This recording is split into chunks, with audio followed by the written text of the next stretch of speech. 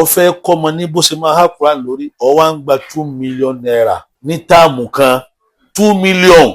pé lọ́mọ fẹ́ há Quran lórí gbogbo lálátọ́ fẹ́ gbà láti àmọ́ ló ti gbà tán láyé òun ta ni wọ́n fi jọ nínú àwọn sàhábà èèyàn mẹ́rin lànà bí gbowó lọ́wọ́ rẹ̀ kó tó kọ́ ní bó ṣe máa há Quran lórí. àwọn àfáà tí wọ́n ń wá owó lọ́nà kọ́nà ta ni wọ́n fẹ́ fi tí wọ́n jọ ànábì tá sallallahu alaihi wasallam tá jogún ẹ̀ a sì jogún owó lọ́dọ̀ wọn ọlọ́run fowó ròyìn ànábì ìmọ̀ àti ìwà ló fi ròyìn rẹ̀ ìyẹn ló sì yẹ ká máa fi ròyìn ẹni tó bá pè ní àfa ìmọ̀ làfà máa fi yan gan kì í ṣe owó táwọn àfáà fi wá bá débi pé wọ́n lọ lè rẹ́ǹtì mọ́tò lọ́dọ̀ dílà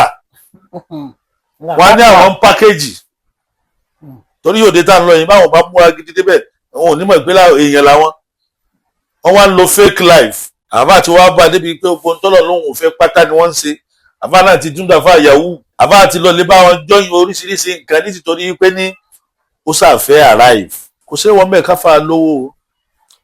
àmọ́ iṣẹ́ ló gbọ́dọ̀ ṣe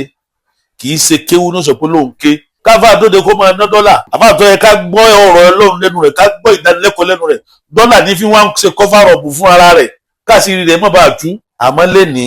àwọn àlùfáà yìí tí wọ́n ń sọ tó fi wá bàdé pé ní kò sí pàtì ara èèyàn tó lè fi wówó wọn láwọn ṣàfẹ́ lówó tí ẹ bá ṣe pé àìlájú náà ò ṣe business ò ló fẹ́ lówó irú èmi níṣẹ́ báyìí níṣẹ́ I'm a travel consultant mo fẹ́ lọ Mọ́kà mo fẹ́ lọ sí Saudi mo fẹ́ lọ sí umura mo fẹ́ lọ sí UK mo fẹ́ lọ fún educational mo fẹ́ lọ fún medical trip ní US ní Canada ní gbáláwo iṣẹ́ tèmi ń ṣe jẹun nù àfáàsì tó ní mí. Arúgbódó TV yó.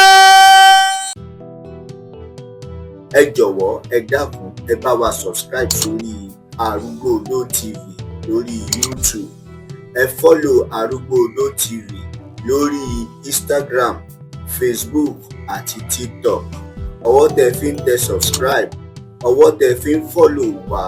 ọwọ́ náà ẹ ò mà ní fi gbọ́mọ sí ire ire ire lẹ ó máa fọwọ́ náà gbà àmín.